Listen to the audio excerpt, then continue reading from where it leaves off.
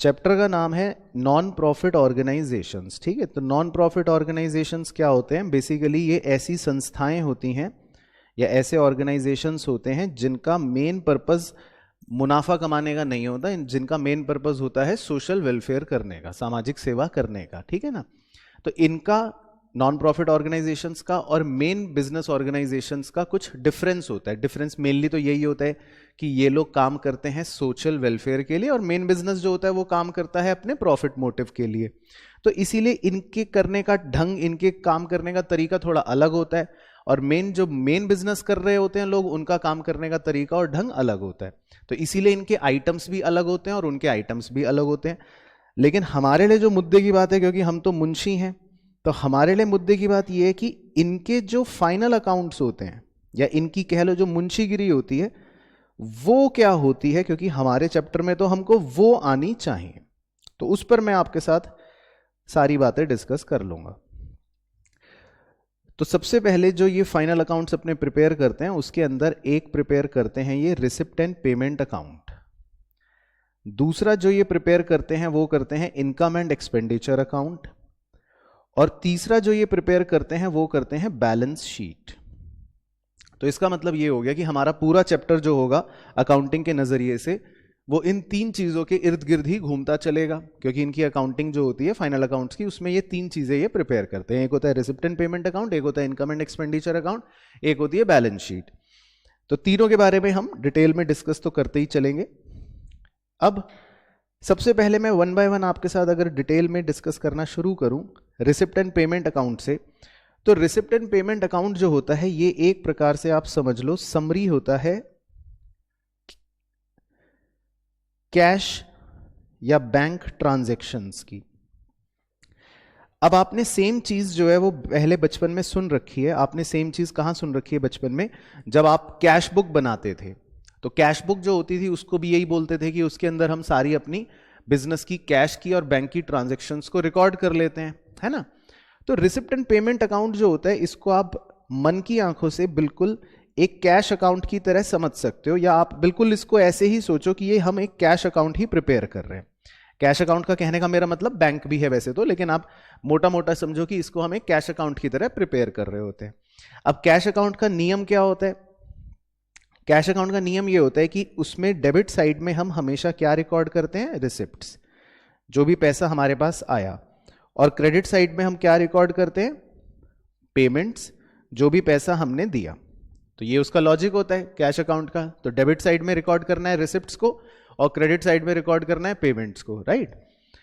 अब इसमें जो इंपॉर्टेंट एक दो बातें हैं छोटी मोटी वो आपको पता होनी चाहिए, वो क्या है वो मैं लिख रहा हूं, फिर आप ध्यान से सुनना। सबसे पहली इंपॉर्टेंट बात तो ये कि कैश अकाउंट जो होता है वो हमेशा कैश बेसिस पर बनता है। अब कैश बेसिस क्या है इसको सही से बताने के लिए दोबारा से मुझे दूसरा शब्द भी लिखना पड़ेगा। दूसरा शब्द होता है एक्रूअल बेसिस। तो दो तरह के पूरी दुनिया के अंदर अकाउंटिंग करने के बेसिस होते हैं, एक होता है कैश बेसिस और एक होता है एक्रूअल बेसिस। हालांकि आप ये क्लास 11th में भी पढ़ चुके हो चैप्टर नंबर 4 में। उस चैप्टर का नाम ही था बेसिस ऑफ अकाउंटिंग। तो उसमें यही सिखाया जाता है कि अकाउंटिंग करने के दो तरीके होते हैं। एक कैश बेसिस होता है। कैश बेसिस ये कहता है कि मैं रिकॉर्डिंग तभी करूंगा जब मुझे पैसे मिलेंगे या जब मैं एक्चुअल में पैसे पे करूंगा। तो कैश बेसिस जो होता है वो एक्चुअल कैश को या एक्चुअल कैश के हिसाब से ही ट्रांजैक्शन को रिकॉर्ड करता है। लेकिन एक्रूअल बेसिस जो होता है उसके अंदर हम कैश और नॉन कैश दोनों ही तरह की ट्रांजैक्शन रिकॉर्ड करते हैं। बस उसमें हम ये देखते हैं कि वो करंट ईयर से बिलोंग करनी चाहिए। तो एक्रूअल बेसिस जो होता है उसके अंदर कैश और नॉन कैश दोनों तरह की ही ट्रांजैक्शन रिकॉर्ड की जाती हैं, जबकि कैश बेसिस के अंदर हम सिर्फ कौन सी ट्रांजैक्शन रिकॉर्ड करते हैं? खाली कैश वाली। ठीक है ना? तो हम रिसिप्ट एंड पेमेंट अकाउंट जो प्रिपेयर करते हैं वो कैश बेसिस के हिसाब से प्रिपेयर करते हैं। तो अब इससे हम क्या लर्निंग ले सकते हैं कि रिसिप्ट एंड पेमेंट अकाउंट में कोई नॉन कैश ट्रांजैक्शन नहीं आएगी। जैसे मान लो डेप्रीसिएशन, तो ये नॉन कैश चीज है, तो ये रिसिप्ट एंड पेमेंट अकाउंट में नहीं आएगी। या मान लेते हैं कि बैड डेट्स रिटर्न ऑफ, ये एक नॉन कैश चीज है, तो ये भी रिसिप्ट एंड पेमेंट अकाउंट में नहीं आएगी। तो रिसिप्ट एंड पेमेंट अकाउंट में सिर्फ क्या चीजें आएंगी? जिसमें एक्चुअल में आपकी जेब में पैसे आए या एक्चुअल में आपकी जेब से पैसे गए, उसको हम बोलेंगे रिसिप्ट एंड पेमेंट अकाउंट। अब सबसे मजेदार और एक लिमिटेशन भी हम कह सकते हैं रिसिप्ट एंड पेमेंट अकाउंट का जो होता है वो ये होता है कि ये नेचर ऑफ ट्रांजैक्शन में कोई भेदभाव नहीं करता। यानी कि रिसिप्ट्स एंड पेमेंट अकाउंट के अंदर चाहे कोई ट्रांजैक्शन रेवेन्यू नेचर की हो या चाहे कोई ट्रांजैक्शन कैपिटल नेचर की हो, ये दोनों को ही रिकॉर्ड करता है, ये उसमें भेदभाव नहीं करता। यानी कि मान लो आपने 10 रुपए का गुड बेचा तो भी ये रिकॉर्ड कर लेगा, और आपने 10 करोड़ रुपए की मशीन बेची तो भी ये रिकॉर्ड कर लेगा। इसका मतलब है कि ये सिर्फ ये देखता है कि पैसे आ रहे हैं या जा रहे हैं, ये नेचर नहीं देखता ट्रांजैक्शन की कि वो रेवेन्यू नेचर है कि वो कैपिटल नेचर है, ये दोनों को रिकॉर्ड कर लेगा। चाहे कोई भी ट्रांजैक्शन रेवेन्यू की हो, चाहे कोई भी ट्रांजैक्शन कैपिटल नेचर की हो, ये दोनों को रिकॉर्ड कर लेता है। ठीक है, तो ये पूरी बातें अगर आपको याद हैं या आप समझ रहे हो, तो इसका मतलब रिसिप्ट एंड पेमेंट अकाउंट जो है मोटा मोटा इन पैटर्न्स को ध्यान में रख के बन जाएगा। ठीक है, फिर एनपीओ वाले जो दूसरा खाता बनाते हैं वो बनाते हैं income and expenditure account. Income and expenditure जो है वो आप इसके नाम से भी देखो समझ सकते हो कि इसके अंदर, इस अकाउंट के अंदर एनपीओ वाली अपनी सारी इनकम्स लिखते हैं और एनपीओ वाले अपने सारे एक्सपेंडिचर्स लिखते हैं। अब इसको आप अपने मन की आंखों से अगर देखना चाहते हो कि इसको मन की आंखों से हम किसकी तरह देखें, तो ये प्रॉफिट एंड लॉस अकाउंट की तरह से आप अपने मन की आंखों से देख सकते हो। यानी कि प्रॉफिट एंड लॉस अकाउंट जब आपने क्लास 11th में भी बनाया था तो उसका नियम क्या होता था, आप डेबिट साइड में क्या रिकॉर्ड करते थे, एक्सपेंसेस, क्रेडिट साइड पे क्या रिकॉर्ड करते थे, इनकम्स। तो वही सेम लॉजिक के साथ income and expenditure account prepare होता है। ठीक है, तो डेबिट साइड में एक्सपेंडिचर और क्रेडिट साइड पे इनकम्स आ जाते हैं।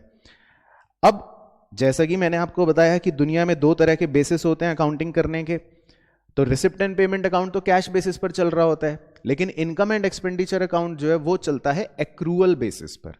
यानी कि उसके अंदर कैश ट्रांजैक्शंस भी आपको नजर आएंगे और उसके अंदर नॉन कैश ट्रांजैक्शंस भी आपको नजर आएंगी, क्योंकि ये भेदभाव ये नहीं करता कि पैसे मिले या नहीं मिले, ये सिर्फ ये देखता है कि क्या ये ट्रांजैक्शन हमारे करंट ईयर से बिलोंग कर रही है कि नहीं।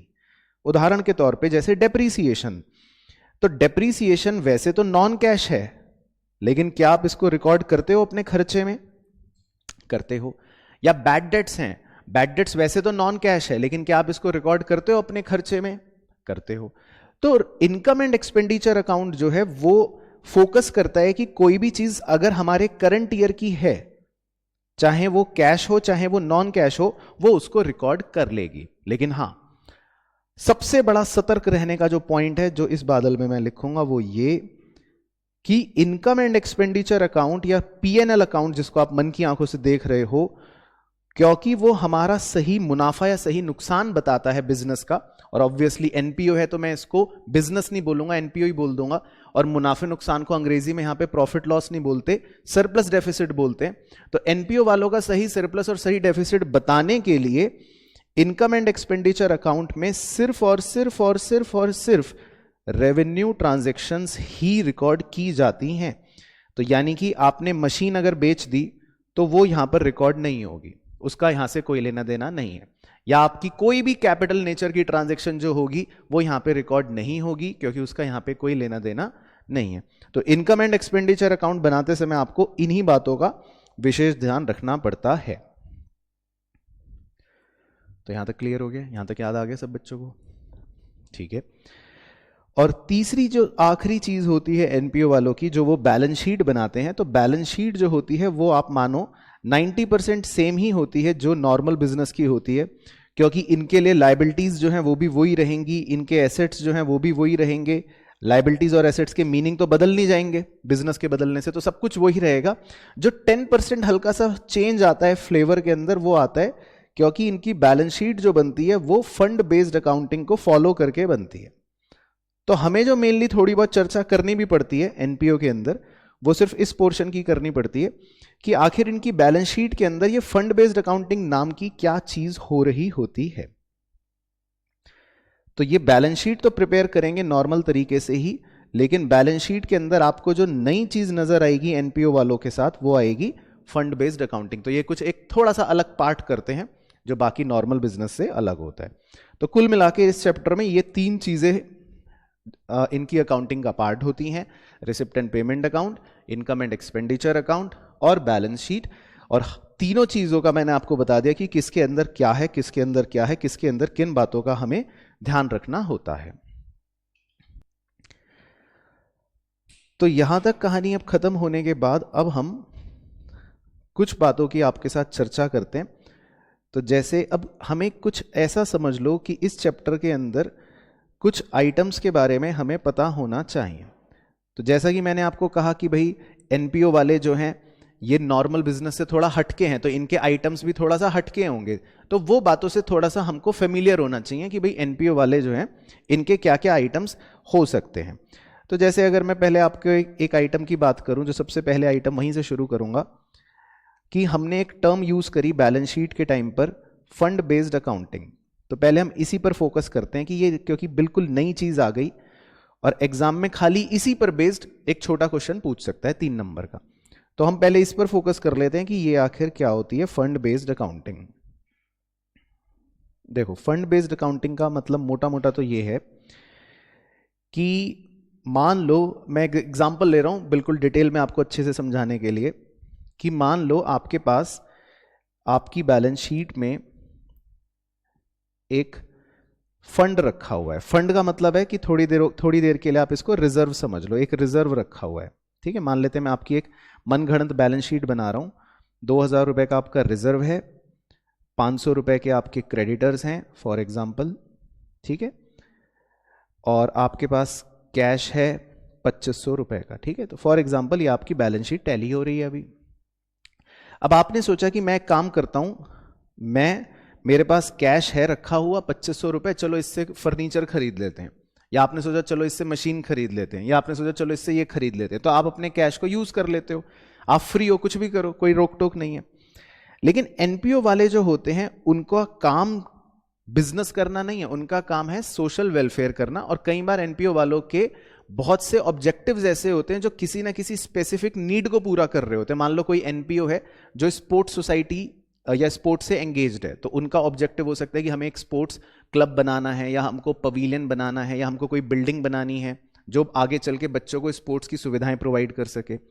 तो एनपीओ वाले क्या करते हैं, अब ये रिजर्व वर्ड को थोड़ा सा चेंज कर देते हैं, वो रिजर्व वर्ड को फंड बोलते हैं। तो चल जाएगा इतना मॉड्यूलेशन तो, है ना, रिजर्व कह लो चाहे फंड कह लो, मतलब इनके पास ये पूंजी हो गई इनकी। तो अब इस पूंजी को जब वो अपने पास मेंटेन करके रखना चाहते हैं तो वो ये करते हैं कि कुछ पूंजी वो छोड़ देते हैं खाली। खाली का मतलब वो कहते हैं कि एक काम करते हैं, इसको तो हम जैसे मर्जी इस्तेमाल कर लेंगे, तो उसको ये नाम दे देते हैं जनरल फंड, या उसको ये नाम दे देते हैं कैपिटल फंड। मतलब इसमें कोई रोक टोक नहीं है, आपको जो करना है करो, इतने रुपए का आपको जो करना है करो, आपको कोई रोक टोक नहीं है। आपको फर्नीचर खरीदना है तो खरीद लो, मशीन खरीदनी है खरीद लो, जो मर्जी करना है आप कर लो। इसीलिए इस फंड को बोलते हैं अनरिस्ट्रिक्टेड। क्या बोलते हैं? अनरिस्ट्रिक्टेड। मतलब कि इसमें कोई रोक टोक नहीं है जी, नो रिस्ट्रिक्शंस, तो यानी अनरिस्ट्रिक्टेड। लेकिन वो कुछ फंड या कुछ पूंजी अपने एनपीओ की हमेशा किसी ना किसी अपने अपने एनपीओ के हिसाब से स्पेसिफिक अलग से निकाल के भी रखते हैं, जिसको नाम दे देते हैं स्पेसिफिक फंड। यानी कि इस फंड में जो पूंजी होती है, इस फंड में जो पैसा होता है, उसको वो कोशिश करते हैं सिर्फ कहां यूज करें, उसी स्पेसिफिक पर्पस के लिए यूज करें। तो अगर मान लो मेरी एक स्पोर्ट्स सोसाइटी है, मेरा एनजीओ है स्पोर्ट्स से रिलेटेड, और मैंने सोच रखा है कि मैं कल को बच्चों के खेलने के लिए यहाँ एक बिल्डिंग बनाना चाहता हूं, तो मैंने एक बिल्डिंग फंड अलग से निकाल के रख लिया। तो अब उस पैसे को, उस पूंजी को हम सिर्फ कहां यूज करेंगे? बिल्डिंग फंड में ही यूज करेंगे। तो ये थोड़ा सा उनका नेचर हो गया कि वो कुछ फंड को अलग से निकाल के रखते हैं, जिसको वो नाम दे देते हैं रिस्ट्रिक्टेड फंड। तो इसका अगर आप मोटा मोटा मतलब समझोगे तो रिस्ट्रिक्टेड फंड का मतलब ये हो गया कि इस पर कोई ना कोई रिस्ट्रिक्शन हो सकती है या होगी ही, इसीलिए इसको हम रिस्ट्रिक्टेड फंड कह रहे हैं। पहले यहां तक क्लियर? अब रिस्ट्रिक्टेड फंड्स जो होते हैं उसके मतलब छुटमुट टाइप्स हैं, वैसे तो खैर थ्योरी के लिए है, लेकिन चलो थ्योरी है तो वो भी कवर कर लें लगे हाथ कि भाई वो क्या क्या टाइप्स हो सकते हैं सर, जरा उनके बारे में भी हमें कुछ छुटमुट जानकारियां दे दो। तो जैसे एक टाइप इसमें हो सकता है गवर्नमेंट ग्रांट्स। कई बार कुछ एनपीओ वालों को सरकार की तरफ से ग्रांट्स मिल जाते हैं। जैसे मान लो मैंने कहा कि भाई मैं सरकार से कह रहा हूं कि मेरा एनपीओ जो है वो पोलियो के अगेंस्ट लड़ाई करता है, हम जगह जगह गली मोहल्ले में जाके बच्चों को पोलियो ड्रॉप्स पिलाते हैं। तो सरकार फिर मेरे को कहेगी आप तो बहुत अच्छे आदमी हो, आप तो देश के पोलियो को मिटाने में, उसको इरेडिकेट करने में मदद कर रहे हो, तो सरकार मेरे को कुछ ग्रांट दे देती है ₹1,00,000 का। तो मैंने एक अलग से फंड बना रखा है और अब इस ₹1,00,000 को मैं सिर्फ कहां इस्तेमाल करूंगा? पोलियो इरेडिकेशन में ही इस्तेमाल करूंगा। तो कई बार हमको गवर्नमेंट से ग्रांट मिल जाते हैं, तो ये हमारा एक रिस्ट्रिक्टेड फंड हो गया, ठीक है ना। इसके अलावा मान लो हो सकता है हमारा एंडोमेंट फंड। एंडोमेंट फंड का मतलब हो गया कि भाई कोई व्यक्ति हमें दे रहा है पैसे और वो ये कह रहा है कि भाई देखो इस पैसे को ना आपको पर्टिकुलर पर्पस में ही इस्तेमाल करना है, या इससे जो भी इनकम होगी वो आपको इसी काम में लगानी है, किसी और काम में नहीं लगानी। तो इसको नाम दे दिया एंडोमेंट फंड। तो ये भी रिस्ट्रिक्शन है। जैसे क्षितिज भाई ने मुझे ₹1,00,00,000 दिए, फिर क्षितिज भाई ने कहा सर ये देखो पैसे तो मैं आपको दे रहा हूं, लेकिन मेरे जाने के बाद दुनिया से ये आप ₹1,00,00,000 सिर्फ गरीब बच्चों की शिक्षा में लगाओगे और कहीं खर्च नहीं करोगे। तो इसका मतलब मेरे पास ये जो फंड है, इस फंड को मैं क्या बोल दूंगा? एंडोमेंट फंड, क्योंकि ये मेरे पास है लेकिन एक स्पेसिफिक पर्पस के लिए ही है, इस पे रिस्ट्रिक्शन हो गई, तो इसको नाम दे दिया एंडोमेंट फंड। इसी तरह मान लो कहीं कहीं कुछ फंड को बोलते हैं लोग annuity fund. Annuity fund, annuity fund में क्या होता है? आमतौर पे इसमें हमें पैसे नहीं मिलते, कैश नहीं मिलता, कोई हमें अपना एसेट दे देता है, कहता है क्षितिज ने कहा सर ये मैं आपको अपनी लैम्बोर्गिनी गाड़ी देके जा रहा हूं, तो ये आप रख लो, लेकिन इसका इस्तेमाल जब आप करोगे तो सिर्फ इसी पर्पस के लिए करोगे, उस पर कोई रिस्ट्रिक्शन उसने लगा दी। तो एन्युटी फंड ये होते हैं कि आमतौर पे कोई आदमी अपनी प्रॉपर्टी दे देता है और वो ये कहता है कि यहां पर आप एक ओल्ड एज होम खोल लेना, या इस प्रॉपर्टी से जो भी इनकम आएगी उसको आप ब्लड डोनेशन में लगा देना। तो यहां पर हमको जो मिलता है वो पैसा नहीं मिलता, आमतौर पे कोई एसेट मिलता है, लेकिन उस पर रिस्ट्रिक्शन होती है। तो उसकी इनकम को हम ऐसा मन चाहा कहीं पे खर्च नहीं कर सकते, कहां पर ही खर्च करेंगे? जहां पर देने वाला व्यक्ति रिस्ट्रिक्शन लगाएगा। तो मतलब मुद्दा ये निकलेगा कि हर फंड में इसमें क्या लगी हुई होगी? रिस्ट्रिक्शन लगी हुई होगी, है ना। इसके तो नाना प्रकार के नाम हो सकते हैं। कई बार हम लोन फंड के नाम से भी कह देते हैं कि भाई हम पर्टिकुलर, हमारे पास फंड है लेकिन ये हम पर्टिकुलर पर्पस के लिए ही देंगे, तो ठीक है जी, तो रिस्ट्रिक्शन इसमें भी लगी हुई है। कई बार हम फिक्स्ड एसेट्स का भी फंड बना लेते हैं कि भाई मैं बिल्डिंग बनाने के लिए ही फंड इकट्ठा कर रहा हूं, ठीक है, तो रिस्ट्रिक्शन लगी है। तो मैं 5 करोड़ रुपए जो मेरे पास रखे हैं फंड में, उससे मैं बिल्डिंग ही बनाऊंगा, उससे मैं और कुछ नहीं बनाऊंगा, तो ये भी रिस्ट्रिक्शन हो गई। तो मतलब इस तरह से एटसेट्रा कोई भी फंड हो जिस पर आपको लगे कि इसमें रिस्ट्रिक्शन है, उसको हम सीधा सीधा क्या बोल देंगे? रिस्ट्रिक्टेड फंड या स्पेसिफिक फंड, ठीक है। और जिसमें कोई रिस्ट्रिक्शन नहीं लगी हुई वो एक ही होता है वैसे, जिसको हम क्या बोल देते हैं? जनरल फंड या कैपिटल फंड, ठीक है ना। तो अब इस पर बेस्ड जो एग्जाम में क्वेश्चन बन सकते हैं प्रैक्टिकल वाले, वो क्या है उनकी मैं आपके साथ डिस्कशन कर लेता हूं, फिर कोशिश करूंगा आपको भी एक एग्जाम्पल दे के समझा दूं। तो पहले हम बेसिक डिस्कशन करते हैं। बेसिक डिस्कशन में हमारा कोई एसेट फंड इन्वॉल्व नहीं होगा, एसेट फंड नहीं है, क्योंकि जब कोई एसेट फंड होता है या एसेट से रिलेटेड स्पेसिफिक फंड होता है तो थोड़ा सा हमें एक दो बातों का ध्यान और एक्स्ट्रा रखना पड़ जाता है। तो मैं पहले बेसिक बात कर रहा हूं, सिर्फ आप ध्यान से सुनना, अगर कहीं दिक्कत होगी तो मुझे आप बता देना। तो अब हम क्या करते हैं, अब हमने ये तो सीख लिया कि भाई हम एनपीओ वाले अपने फंड्स को इकट्ठे नहीं दिखाते, मतलब मैं एक बार दोबारा ओरिजिनल बैलेंस शीट पे जा रहा हूं, तो हम अपने फंड को 2,000 रुपए को इकट्ठे नहीं दिखाएंगे। हम ये मान लेंगे कि हमारा फंड जो है वो 2 पार्ट्स में डिवाइडेड है, एक होगा जनरल फंड और एक होगा स्पेसिफिक फंड। तो भाई अगर मैं 2,000 रुपए को अलग अलग 2 पार्ट्स में बांट रहा हूं तो मेरी 2 हेडिंग्स बन गई। एक हेडिंग का नाम क्या हो गया? जनरल फंड, और एक हेडिंग का नाम क्या हो गया? Specific fund. तो स्पेसिफिक फंड कोई भी हो सकता है, उसका आप नाना प्रकार के एग्जाम्पल ले सकते हो सकता है स्पोर्ट्स फंड हो सकता है मैच फंड हो, या हो सकता है प्राइज फंड हो, एटसेट्रा, कुछ भी हो, ठीक है। तो बस बड़ी सिंपल सी चीजें हैं इसके अंदर। इन फंड्स का जो भी हमारे पास ओपनिंग बैलेंस होता है हम वो लिखते हैं, जैसे कैपिटल फंड का ओपनिंग बैलेंस और स्पेसिफिक फंड का जो भी ओपनिंग बैलेंस होगा हम वो लिखते हैं। अब कैपिटल फंड जो होता है वो होता है एक जनरल फंड, मतलब उसमें कोई रिस्ट्रिक्शन नहीं है, तो उसमें सिर्फ एक ही चीज आकर जुड़ जाती है जिसको हम कहते हैं सरप्लस, जो हमारे इनकम एंड एक्सपेंडिचर अकाउंट से हमें पता चलता है कि अल्टीमेटली साल भर काम करने के बाद हमारे एनपीओ ने कितना मुनाफा कमाया, जिसको सरप्लस बोलते हैं। तो कैपिटल फंड में एक ही चीज जाके जुड़ जाती है, जिसको क्या बोलते हैं, सरप्लस बोलते हैं। और अगर इसके विपरीत कोई डेफिसिट हुआ मान लो साल भर में, तो वो हम कैपिटल फंड को घटा देता है, यानी कि वो हम माइनस कर देते हैं। तो कैपिटल फंड जो होता है मोटा मोटा बस इसके फाइनल आंसर को हम बाहर दिखाकर प्रेजेंट कर देते हैं। तो कैपिटल फंड बेसिकली क्या है कि एक फ्री फंड है जिसमें या तो सरप्लस जुड़ जाएगा या डेफिसिट उसमें से घट जाएगा। तो इतना क्लियर हो गया। स्पेसिफिक फंड जो होता है, अब उसका नाम क्योंकि स्पेसिफिक फंड है, तो उसमें हमें इस बात का ध्यान रखना पड़ता है कि अगर हमें कोई भी स्पेसिफिक डोनेशन मिली है उसी स्पेसिफिक फंड के पर्पस से रिलेटेड, मान लो मेरा मैच फंड है मेरे पास और किसी व्यक्ति ने आके मुझे 1 लाख रुपए दिए और बोला कि इस पैसे को मैच के लिए ही यूज करना, तो मैं उस पैसे को, उस स्पेसिफिक डोनेशन को जो मुझे मिली उसको मैं मैच फंड के अंदर ही ऐड कर देता हूं, यानी कि मैं मान लेता हूं मेरा मैच फंड इतने रुपए से और बढ़ गया। अब ऑब्वियसली मैं कुछ खर्चे भी करूंगा, तो अगर मैं जितने भी अपने स्पेसिफिक फंड से रिलेटेड खर्चे करता हूं तो मैं उन खर्चों को इसी फंड में से घटा घटाकर दिखाना शुरू कर देता हूं। तो जो भी मेरा स्पेसिफिक खर्चा होगा वो हमारे इसी स्पेसिफिक फंड को कम करना शुरू कर देगा, तो खर्चा कम हो रहा है। तो इसके अंदर मेनली हमारी खर्च स्पेसिफिक डोनेशन और स्पेसिफिक खर्चा बढ़ता है या घटता है, और फिर जो भी बचता है वो हमारा आंसर बाहर की तरफ आ जाता है।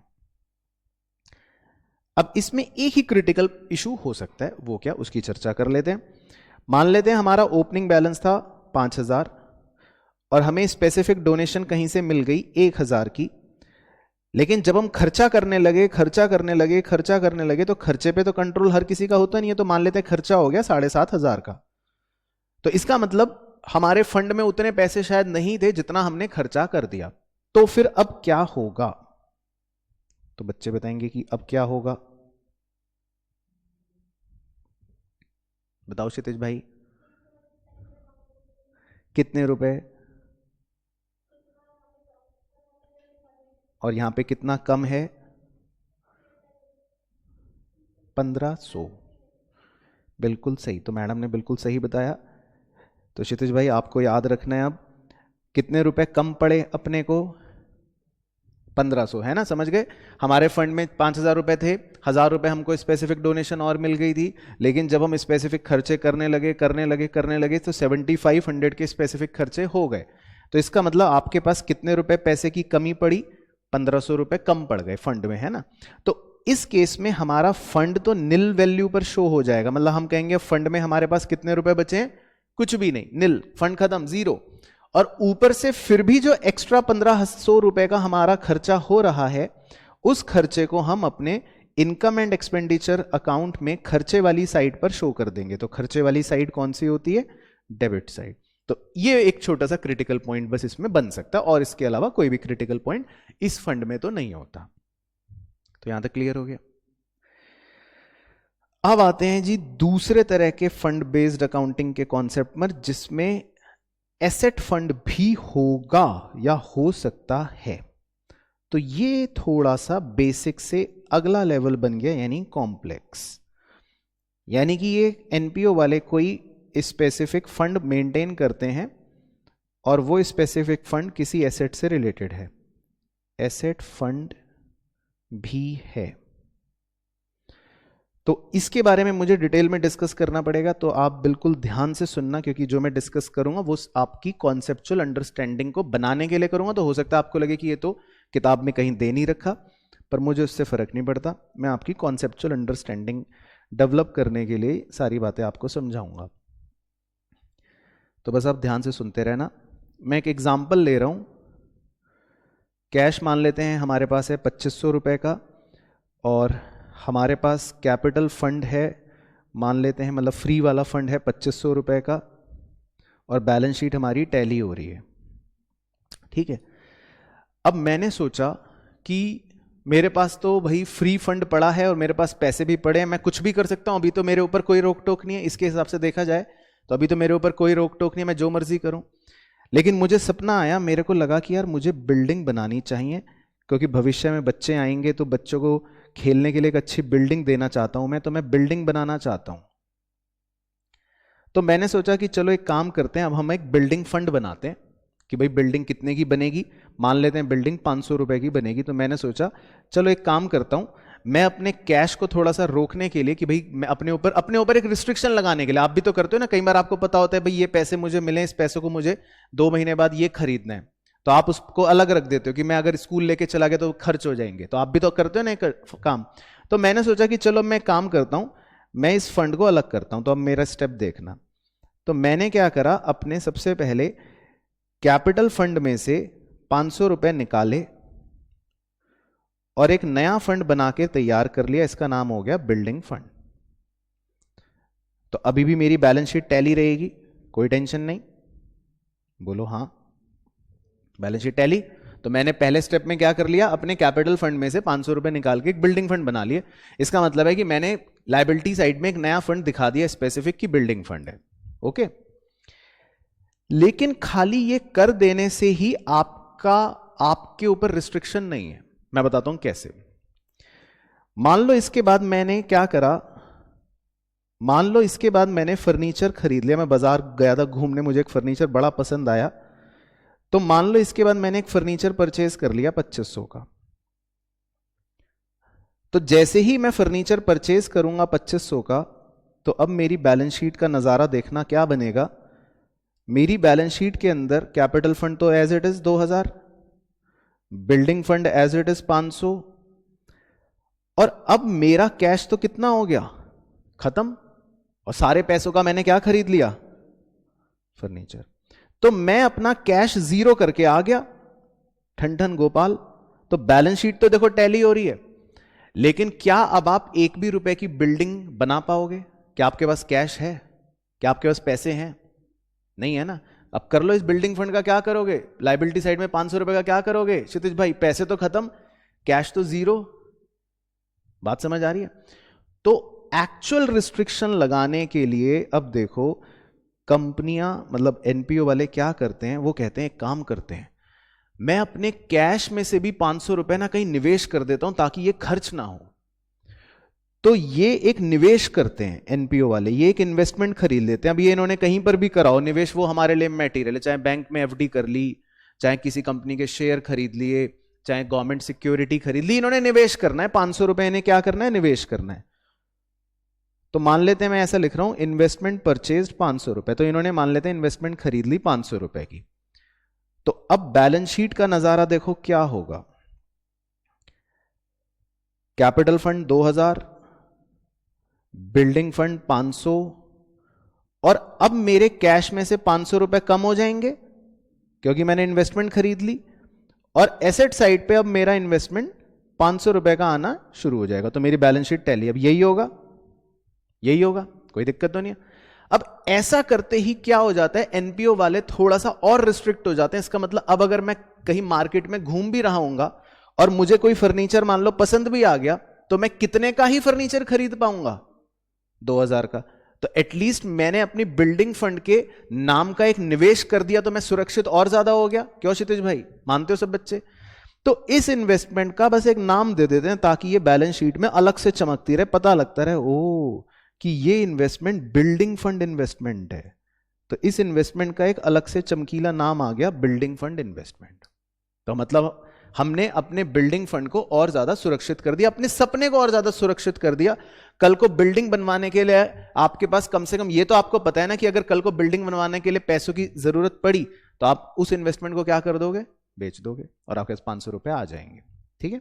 तो इसीलिए आपको जब भी एसेट का कोई फंड आपको आमतौर पे दिखाई देता है एनपीओ के अंदर, तो उस एसेट के फंड के बाजू में यानी एसेट साइड पर आपको क्या भी दिखाई देता है आमतौर पर, उसके अगेंस्ट करी गई इन्वेस्टमेंट भी दिखाई दे जाती है।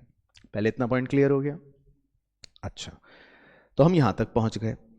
अब एक आदमी आया हमारे पास, कह रहा है साहब मैं ना आपको आपकी बिल्डिंग के सपने के लिए 100 रुपए डोनेशन देना चाहता हूं। तो इसका मतलब ये मेरे को उसने एक स्पेसिफिक डोनेशन दे दी 100 रुपए की, और उसने कहा कि ये पैसा आप अपने बिल्डिंग में ही इस्तेमाल करना। तो अब क्या ये मेरे लिए फ्री है, क्या ये मेरे लिए अनरिस्ट्रिक्टेड है? नहीं, ये रिस्ट्रिक्शन है, किसी आदमी ने मेरे को पैसे दिए बिल्डिंग के लिए। तो अब मेरी बैलेंस शीट का नजारा जो होगा वो ये होगा कि कैपिटल फंड ठीक है 2000 एज इट इज आ रहा है, मैं अपने बिल्डिंग फंड में इस स्पेसिफिक डोनेशन को जोड़ दूंगा, यानी कि मैं कहूंगा कि ये 100 रुपए भी मेरे बिल्डिंग के फंड के लिए ही आए हैं मेरे पास, तो मेरा बिल्डिंग फंड कितना हो गया? 600 हो गया, राइट। तो यहां तक तो कॉन्सेप्ट हमारा पिछले वाले फंड की तरह ही चल रहा होता है कि भाई एसेट से रिलेटेड अगर कोई भी स्पेसिफिक डोनेशन मिली तो वो हम क्या करते हैं, इसी एसेट में जोड़ देते हैं। अच्छा, एसेट साइड की बात करूं तो मेरी बिल्डिंग फंड इन्वेस्टमेंट 500 की आ रही होगी और मेरा कैश कितना हो गया होगा? 2100। बैलेंस शीट टैली, यहां तक आनी क्लियर। अब आप जहां पर निवेश करते हो, पैसा आपने 500 रुपए इन्वेस्ट कर रखा है, तो आपको क्या निवेश पर कभी कोई ब्याज व्याज मिलता है कि नहीं? मिलता है भाई, नहीं तो निवेश किस बात का क्षितिज भाई। तो मान लो 1 साल बाद आपको खबर मिली कि आपने जहां निवेश करा था ना, उस निवेश पर आपको 50 रुपए का ब्याज मिला है, मतलब इंटरेस्ट मिला है। तो जैसे ही मान लो आपको 50 रुपए का इंटरेस्ट मिला अपने बिल्डिंग फंड वाले निवेश पर, तो ये 50 रुपए भी आप लॉजिकली सोचो तो क्या मैं मान लो कि फ्री, अब मैं कुछ भी करूं इन 50 रुपए का? नहीं, क्योंकि ये 50 रुपए मुझे बिल्डिंग फंड के निवेश से मिल रहे हैं, तो मैं यही मानता हूं कि ये 50 रुपए भी मैं अपने बिल्डिंग के काम में ही लगाऊंगा। तो मैं क्या करूंगा, अब मेरी बैलेंस शीट का नजारा अब क्या हो जाएगा? कैपिटल फंड वही चल रहा है 2000, और मेरे बिल्डिंग फंड में जो डोनेशन मुझे मिली थी वो तो चलो है ही है, साथ ही साथ मुझे ये बिल्डिंग फंड से ब्याज जो मिल गया इन्वेस्टमेंट का, वो भी जुड़ जाएगा। क्या मैं सही बोल रहा हूं? तो ये मेरा बिल्डिंग फंड अब कितना हो जाएगा? 650 का। बाकी एसेट साइड की अगर मैं बात करूंगा तो मेरा बिल्डिंग फंड इन्वेस्टमेंट तो वही है, चलो 500, और मेरा कैश अब कितना हो गया मेरे पास? 2150, क्योंकि 50 रुपए मुझे ब्याज के और मिल गए। तो क्लियर हो गया, यहां तक स्टेप समझ आ गए। लेकिन हमारा फोकस एरिया कहां है? ज्यादा फंड पे, एसेट साइड पर नहीं है ना। वो तो मैं बैलेंस शीट बार बार टैली करवा रहा हूं क्योंकि मैं चार्टर्ड अकाउंटेंट है, वो तो मेरी कला है। लेकिन हमारा फोकस कहां पर है? लाइबिलिटी साइड पे, बस फंड वाली साइड पे। एसेट साइड टैली हो ना हो वो आपके लिए इमैटेरियल है, ठीक है ना। तो अपने को फोकस करना है लाइबिलिटी साइड पे, फंड पे। अच्छा, अब मान लो सबसे बड़ा पॉइंट, आपने बिल्डिंग बनानी शुरू कर दी, आपने बिल्डिंग पर खर्चा कर दिया, ठीक है, आपने बिल्डिंग पर 250 रुपए खर्च करे। तो अब देखो, जब आप बिल्डिंग पर 250 रुपए खर्च करते हो तो मैं इसकी पहले जर्नल एंट्री लिखता हूं। तो इसकी जर्नल एंट्री होगी बिल्डिंग अकाउंट डेबिट, क्योंकि भाई बिल्डिंग पर आप खर्च कर रहे हो तो ये कैपिटल एक्सपेंडिचर ही है ना, तो एसेट अकाउंट ही डेबिट होगा। टू कैश अकाउंट, यही होगा, राइट? गलत तो नहीं कह रहा? तो जैसे ही मैं बिल्डिंग पर 250 रुपए खर्च करूंगा तो अब मेरी बैलेंस शीट का जो नजारा होगा वो देखते हैं। कैपिटल फंड तो अभी चलो वही चल रहा है 2000, बिल्डिंग फंड मेरा आ चुका था 650, ठीक है। बिल्डिंग फंड इन्वेस्टमेंट जो है वो मेरा चल रहा था मान लो 500, और मेरे पास कैश कितना चल रहा था? 2150 चल रहा था। लेकिन जैसे ही मैं 250 रुपए खर्च करता हूं बिल्डिंग बनाने पर तो मेरा कैश कम हो जाएगा। एंट्री भी यही कह रही है, 250 रुपए कैश कम हो जाएगा, तो मेरा कैश कितना रह गया? सिर्फ 1900। और बिल्डिंग अकाउंट डेबिट का मतलब है कि मेरे पास अब 250 रुपए बिल्डिंग एक एसेट में अलग से चमकने शुरू हो जाएंगे। बैलेंस शीट टैली, तो यही होगा। यहां तक क्लियर? फिर मान लो उसके बाद मैंने फिर कुछ दिनों के बाद और बिल्डिंग पर खर्चा कर दिया, मान लो, और मैंने बिल्डिंग पर खर्चा कर दिया, दोबारा से 250 का खर्चा और कर दिया, +1 लगा रहा हूं, मतलब दोबारा कहानी लिख नहीं रहा, मैंने दोबारा मान लो 250 रुपए का खर्चा और कर दिया, तो मेरी दोबारा से यही एंट्री होगी 250 रुपए की। और फिर जब दोबारा से मैं बैलेंस शीट की अगर बात करूं तो अब मेरा कैश हो जाएगा घटकर कितना? 1650, और बिल्डिंग और कितनी हो जाएगी बढ़कर? 500। तो मेरी बैलेंस शीट ऐसे आ जाएगी, ठीक है। थोड़ी देर के लिए अज्यूम करते हैं, मान लो कि मेरी बिल्डिंग कंप्लीट हो गई, डन, मेरी बिल्डिंग कंप्लीट हो गई, मेरा सपना जो था, मेरा सपना पूरा हो गया, मेरा सपना पूरा, मेरी बिल्डिंग 500 रुपए की बनानी थी मुझे, मैंने 500 रुपए की बिल्डिंग बना ली, मेरा सपना पूरा हो गया, ठीक है। अब ये बताओ, जब मेरी बिल्डिंग बन गई, मेरा सपना पूरा हो गया, तो इधर मैं फंड पर 650 पर एक रिस्ट्रिक्शन लगा के बैठा हुआ हूं, मैं कह रहा हूं बिल्डिंग फंड रिस्ट्रिक्टेड फंड, मैं एक रिस्ट्रिक्शन लगा के बैठा हुआ हूं, तो ये फंड पर मैंने रिस्ट्रिक्शन लगाई थी अपना सपना पूरा करने के लिए, और सपना मेरा पूरा हो गया, बिल्डिंग मेरी तैयार है, लो जी बच्चे खेलने भी आ रहे हैं। तो अब इस रिस्ट्रिक्शन का कोई फायदा है?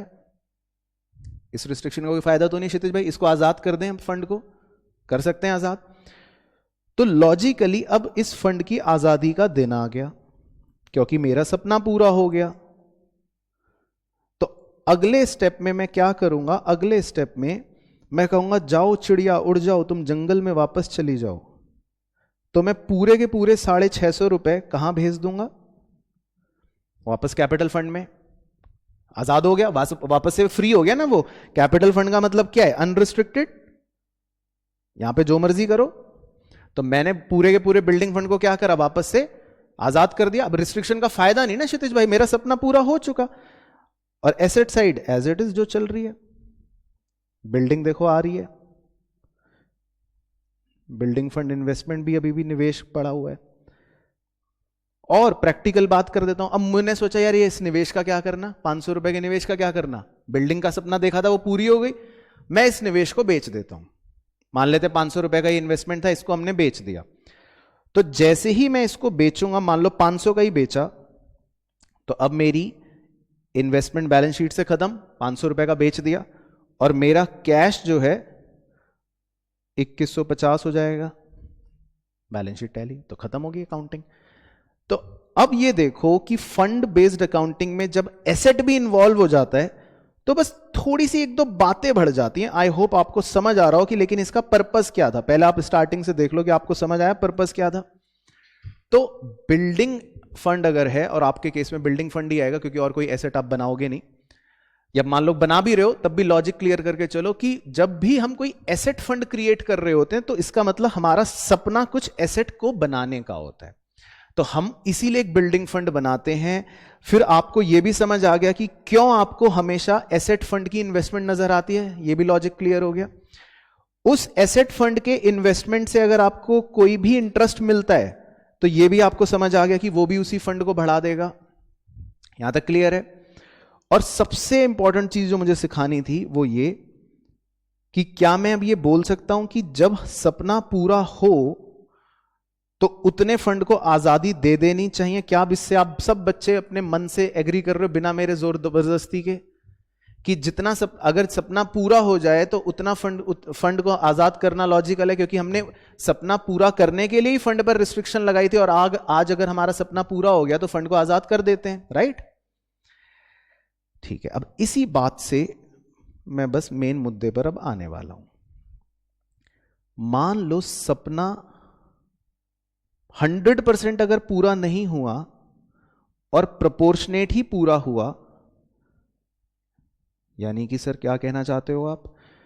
भाई मान लो पूरी बिल्डिंग मुझे कितने की बनानी थी? 500 की बनानी थी, लेकिन बिल्डिंग बनने में समय लगता है। तो मान लो पूरी बिल्डिंग मैं अभी नहीं बना पाया 500 की, मैंने बिल्डिंग मान लो अभी थोड़ी बनाई, खाली 300 तक की ही बनाई। तो मैं ये कह सकता हूं कि मेरा सिर्फ अभी 300 रुपए का सपना पूरा हो गया है। ये तो कह सकता हूं कि मेरा कितना सपना पूरा हो गया? 300 रुपए का। तो क्या 300 रुपए जितना मेरा सपना पूरा हो गया उतने फंड को आजाद कर देना चाहिए? भाई कर सकते हैं, गड़बड़ क्या है? भाई आप कह रहे हो, हम पहले कह रहे थे कि जब पूरा सपना पूरा हो जाए, मतलब 500 रुपए की बिल्डिंग पूरी कंप्लीट हो जाए तो पूरे 500 को आजाद कर दो, आप ये कह रहे थे। मैं उसी का सहारा लेके बस उसी चीज को प्रोपोर्शनेट में लेकर आ रहा हूं। मैं कह रहा हूं कि अगर मान लो मेरा 300 रुपए का सपना पूरा हो रहा है तो क्या मैं लॉजिकली 300 रुपए को आजाद कर दूं? ये मेरा सवाल है। तो यस, एग्री कर रहे हो? यस, तो ये हम करते हैं, ये हम करते हैं। यानी कि कई दफे ऐसा होता है कि 31 मार्च वाले दिन, जिस दिन हम बैलेंस शीट बना रहे हैं, उस दिन जरूरी थोड़ी ना कि आपकी बिल्डिंग पूरी बन गई 500 रुपए की। कई बार ऐसा होता है कि आपकी बिल्डिंग जो आपने सपना देख रखा था वो पूरा नहीं हुआ है, और आपने अभी खाली मान लो 300 रुपए ही बिल्डिंग में खर्च करे हैं। तो इसको बोल देते हैं बिल्डिंग अंडर कंस्ट्रक्शन, कि मतलब बिल्डिंग जो है अभी पूरी नहीं बनी, अभी 300 रुपए ही बनी है, यानी कि नाम दे दिया बिल्डिंग अंडर कंस्ट्रक्शन। तो अब ऐसे में हम पूरे 500 रुपए के बिल्डिंग फंड को तो आजाद नहीं करेंगे, तो हम सिर्फ कितने बिल्डिंग फंड को आजाद करेंगे? जितने की बिल्डिंग बनी। तो टेक्निकली हम 300 रुपए के बिल्डिंग फंड को फ्री कर देते हैं। तो यानी कि 300 रुपए बिल्डिंग फंड से निकालकर कहां डाल देते हैं?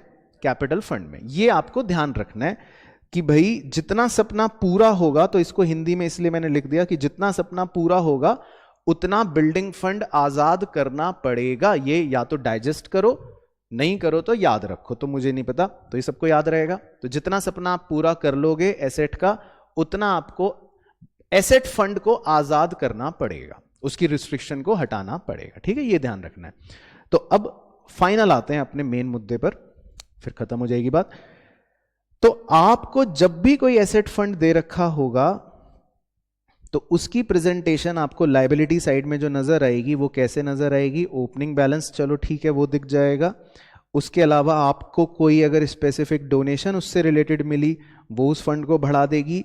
साथ ही साथ अगर आपको कोई इंटरेस्ट मिला है उस फंड से रिलेटेड निवेश पर, तो वो भी उस फंड को भी बढ़ा देगा, है ना, हमने एग्जांपल में देखा था। और आप कितना आजाद कर देते हो फंड? जितना आपका सपना पूरा हो गया। तो इतने रुपए जो हैं आपके कहां ट्रांसफर हो जाते हैं? बेसिकली टेक्निकली कैपिटल फंड में। तो इस तरह की चीज जो है वो हमको कॉन्सेप्चुअली याद रखनी पड़ती है। तो इस पर हम एक एग्जांपल करके आपके साथ और डिटेल डिस्कस कर लेंगे। तो एक एग्जांपल डिस्कस कर लेते हैं। आपकी किताब में है टीएस ग्रेवाल का पेज 1.18 पर इलस्ट्रेशन नंबर 7। अगर किताब नहीं भी आपके पास तो कोई बात नहीं, मैं यहां पर लिखता भी रहूंगा। वैसे इसमें क्या क्या आइटम्स दे रखे हैं मैं लिख देता हूं शॉर्ट में, अगर आप देखोगे तो अब जैसे इसमें आपको ये दे रखा है स्पोर्ट्स फंड एज एट 1 अप्रैल। तो ये एक तरह से आपके पास एक स्पेसिफिक फंड हो गया, ठीक है। और 1 अप्रैल लिखने का मतलब होता है ये एक ओपनिंग बैलेंस आपको दे रखा है। अब उसके नीचे आपको देख रखा है स्पोर्ट्स फंड इन्वेस्टमेंट। तो अभी आप समझ गए ना लॉजिक। तो ये स्पोर्ट्स फंड इन्वेस्टमेंट मतलब ये क्या, एसेट साइड पे उसका निवेश भी आ रहा है। उसी के नीचे दे रखा है interest on sports fund investment. तो आप समझ गए, आपने निवेश करा है तो उस पर आपको इंटरेस्ट मिला है। अब आपको लॉजिक क्या याद रखना है बस, कि ये जो इंटरेस्ट है ये हमारे इसी स्पेसिफिक फंड को क्या करेगा, बढ़ा देगा। बस ये आपके लिए ये होगी मेन चीज। उसके बाद है डोनेशन फॉर स्पोर्ट्स फंड। तो अब किसी ने हमको डोनेशन दी और स्पोर्ट्स फंड के लिए ही डोनेशन दी, तो इसका मतलब ये भी हमारे उसी स्पोर्ट्स फंड को बढ़ा देगा। उसके बाद है सब्सक्रिप्शन। चलो ये एक नॉर्मल इनकम होती है एनपीओ वालों की, जैसा आप जानते हो, इसको हम ये छोड़ देते हैं। डोनेशन, अब कई बार वो खाली डोनेशन लिख देगा। तो खाली डोनेशन वर्ड का मतलब होता है कि ये हमारे लिए एक नॉर्मल इनकम है, क्योंकि इस पर कोई रिस्ट्रिक्शन तो है नहीं, किसी ने कुछ कहा तो है नहीं, तो ये हम मानते हैं ये हम कुछ भी करें इसका, तो ये हमारे लिए एक नॉर्मल इनकम हो जाती है। फिर उसके बाद वो कह रहा है स्पोर्ट्स प्राइजेस अवॉर्डेड। अब हमने स्पोर्ट्स प्राइज के लिए एक स्पोर्ट्स फंड बना रखा है और हमने 3 लाख रुपए के स्पोर्ट्स प्राइजेस उसमें से बांट दिए। तो एक तरह से ये स्पेसिफिक एक्सपेंस हो गया, तो ये हमारे इसी स्पोर्ट्स फंड को कम कर देगा, राइट।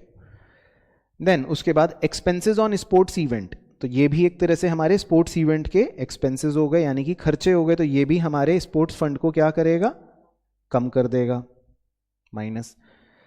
उसके बाद है जनरल फंड। तो जनरल फंड का मतलब तो आपको पता है ये तो फ्री है, अनरिस्ट्रिक्टेड वाला कैपिटल फंड, ठीक है। जनरल फंड इन्वेस्टमेंट, तो ये भी आप समझ गए कि उसका भी हमने निवेश कर रखा होगा, तो ये एक एसेट साइड पे आ गया।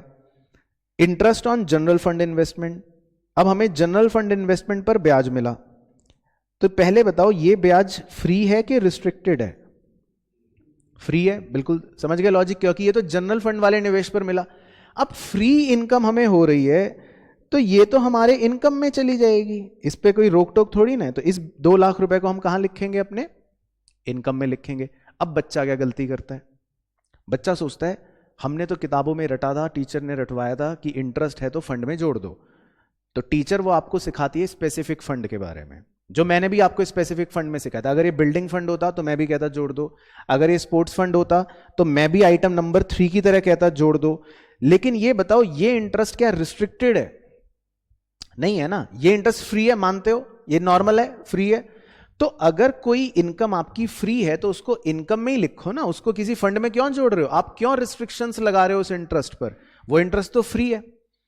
अब सॉल्यूशन में आप देखो, मुझे तो पता ही है, ये इंटरेस्ट देखना जरा, 2 लाख रुपए इन्होंने भी इनकम में ही लिखा होगा। आपको इनकम वाली साइड पे ये 2 लाख रुपए का इंटरेस्ट नजर आएगा। तो यही इस एग्जाम्पल में सबसे बड़ा पॉइंट होता है, बच्चे की गलती करने वाला लास्ट पॉइंट। तो लिख लेना गलती का पॉइंट, लास्ट पॉइंट। मतलब ये 10 में से 8 बच्चे गलती एक कर देते हैं एग्जाम में, वो जल्दबाजी में इस इंटरेस्ट को कहां जोड़ते हैं? जनरल फंड में जोड़ते हैं। उन्हें लगता है भाई जब स्पोर्ट्स फंड का इंटरेस्ट, अच्छा मतलब एक ही सवाल में वो दे भी रहे चालाकी। जब बच्चा कहता है कि जब स्पोर्ट्स फंड का इन्वेस्टमेंट का इंटरेस्ट हमने स्पोर्ट्स फंड में जोड़ा, तो मैं फिर जनरल फंड की इन्वेस्टमेंट का इंटरेस्ट जनरल फंड में जोड़ूंगा। बिल्कुल क्लियर लॉजिक है, इसमें तो गलती होनी ही है। लेकिन आपको क्या ध्यान रखना है कि ये किस तरह की इनकम है? फ्री, इस पर रिस्ट्रिक्शन नहीं है। तो इसीलिए इसको आप कहां लिखते हो? इनकम साइड पे लिखते हो। क्लियर हो गया पॉइंट? तो ये था इलस्ट्रेशन 7। एक और इलस्ट्रेशन ले लेता हूं आपके साथ, इलस्ट्रेशन 6 है ये किताब में, उसी से एक पहले। इसमें देखो आप, आइटम्स मेन है, आइटम का ट्रीटमेंट आपको समझ आना चाहिए। सबसे पहले नंबर 1 में कह रहा है बिल्डिंग फंड 10 लाख रुपए। तो इसका मतलब ये आपका एक एसेट वाला फंड आ गया, जिस पर हमने मेन चर्चा करी, ठीक है ना? एसेट वाला फंड आ गया 10 लाख रुपए का। उसी के नीचे दे रखा है डोनेशन रिसीव फॉर बिल्डिंग। तो आपको बिल्डिंग के लिए ही डोनेशन मिल गई स्पेसिफिक, तो ये क्या करेगा? बिल्डिंग फंड को बढ़ा देगा। तो ये आपका बिल्डिंग फंड में जुड़ गया, राइट? फिर उसके नीचे दे रखा है एक्सपेंडिचर ऑन बिल्डिंग कंस्ट्रक्शन। तो ये मेरा सबसे बड़ा मुद्दे का पॉइंट है। आपने बिल्डिंग को बनाने पर खर्चा कर दिया, WIP का मतलब होता है वर्क इन प्रोग्रेस, कार्य प्रगति पर है, मतलब सपना पूरा नहीं हुआ। तो सपना जो है वो आपका 100% नहीं पूरा हुआ, लेकिन 22,50,000 का पूरा हो गया। तो अब बस इससे मुझे मुद्दे की बात बताओ कि आपके मुद्दे की बात क्या? हाँ, एक तो ये कि आपका ये बिल्डिंग जितना आपने कंस्ट्रक्ट कर लिया 22,50,000 का, इसको आप एसेट साइड पे शो करोगे और इसका नाम लिख दोगे बिल्डिंग अंडर कंस्ट्रक्शन। इतना सपना हमारा पूरा हो गया। और सबसे इंपॉर्टेंट चीज क्या करोगे? बिल्डिंग फंड को, इतने वाले बिल्डिंग फंड को तो आजाद कर दोगे ना। इतना सपना पूरा तो इतना बिल्डिंग फंड आजाद हो जाएगा। तो अभी के अभी सॉल्यूशन में जाके चेक करो, मुझे तो पता ही है। तो 22,50,000 रुपए जो हैं वो आपको बिल्डिंग फंड में से डिडक्ट होते हुए नजर आ रहे होंगे, और वो कहां जा रहे होंगे? कैपिटल फंड में जा रहे होंगे। तो वो आप चेक कर सकते हो सॉल्यूशन में, मुझे तो पता है कि बिल्डिंग फंड में से आप देखो एक लेस करके दे रखा है ट्रांसफर टू कैपिटल फंड 22,50,000, और कैपिटल फंड में ऐड करके दे रखा है ट्रांसफर फ्रॉम बिल्डिंग फंड 22,50,000। तो ये आपको याद रखना है इस एसेट के फंड में, ठीक है? इसका लॉजिक भी मैंने आपको बता दिया था, ठीक है? तो ये तो हो गया मेन बिल्डिंग फंड। बाकी टूर्नामेंट फंड जो है ये सिंपल है, ये आपके, क्योंकि एसेट फंड तो है नहीं, तो ये सिंपल ही है। इसमें आपको ओपनिंग बैलेंस दे रखा है टूर्नामेंट फंड का, फिर डोनेशन आपको रिसीव हुई टूर्नामेंट के लिए, ये आप इसी में ऐड कर लोगे। टूर्नामेंट के आपने एक्सपेंस कर दिए, तो ये आप इसी फंड में से क्या कर दोगे? माइनस कर दोगे, क्योंकि ये उसी के स्पेसिफिक एक्सपेंस हो गए।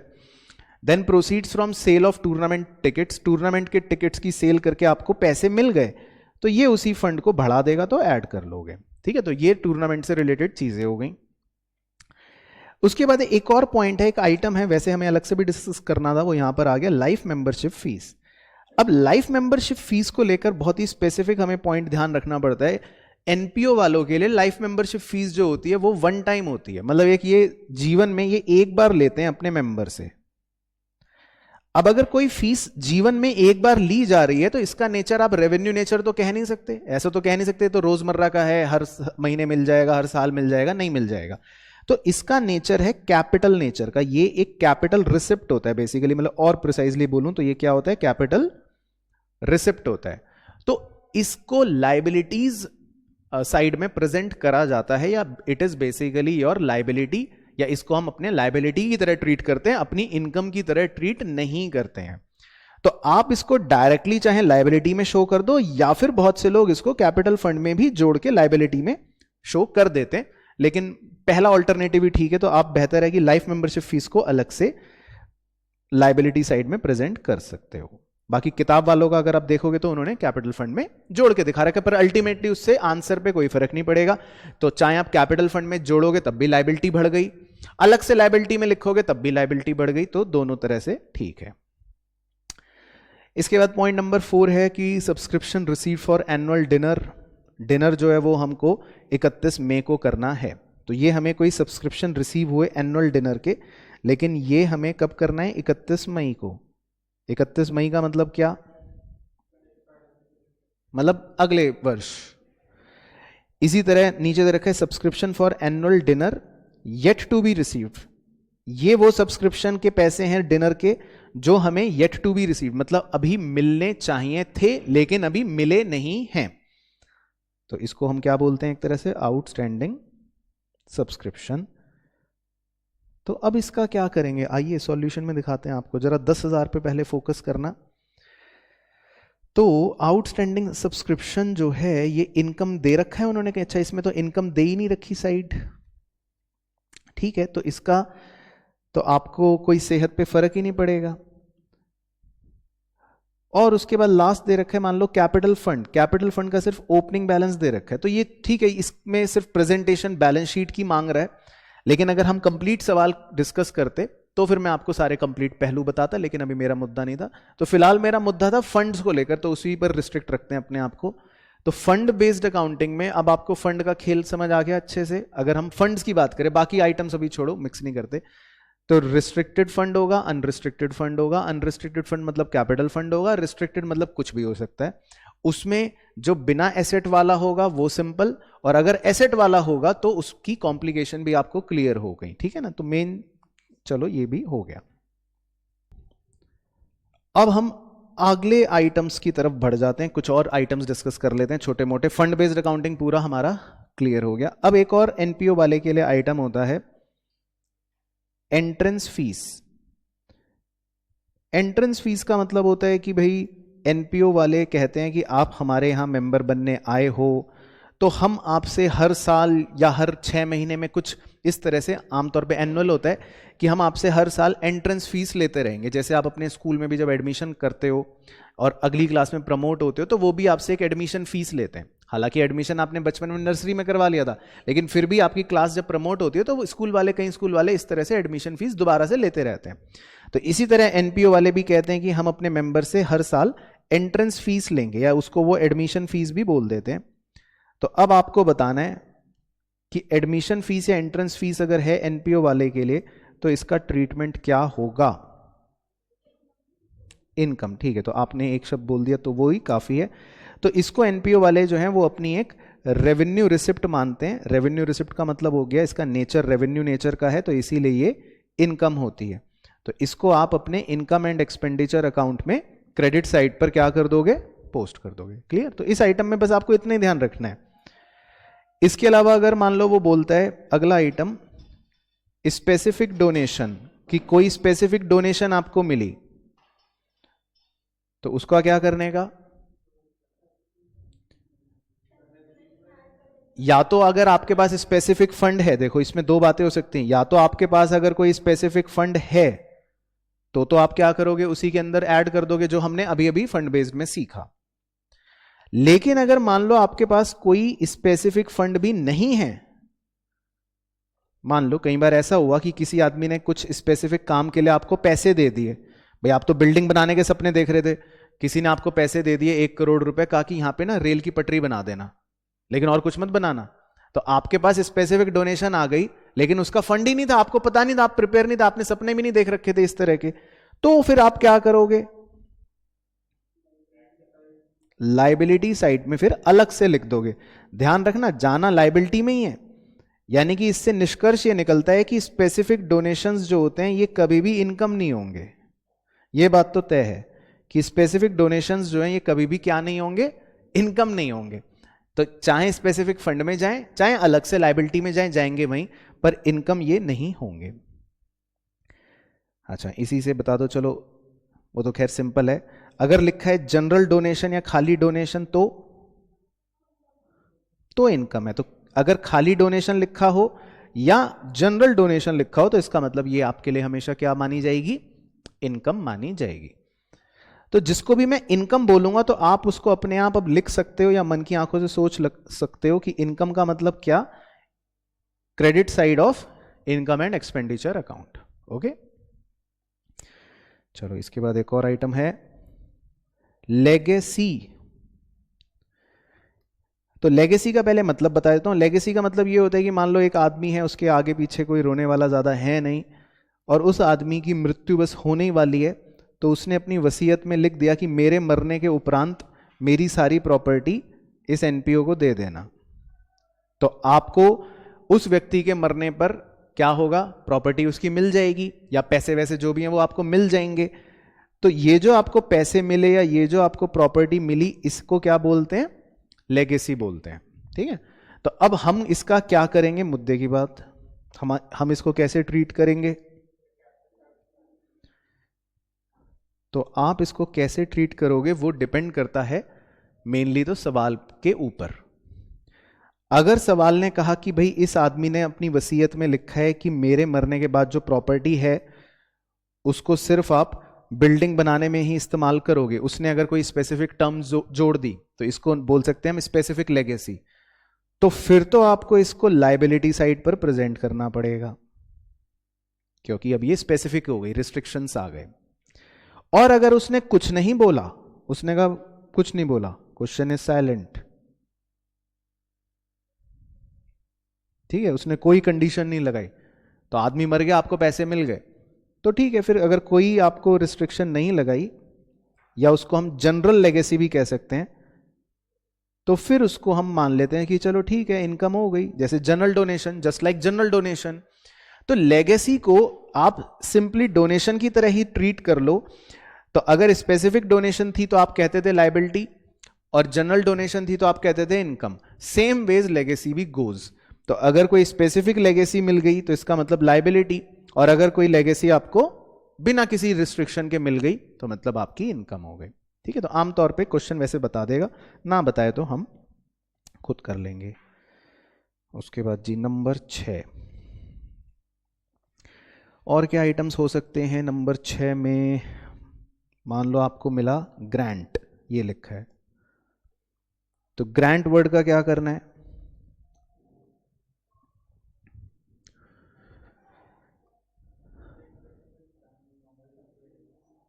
तो ग्रांट जो है वो वैसे आमतौर पे कुछ स्पेसिफिक ही होगा, 99.99% चांस ये तो यही है।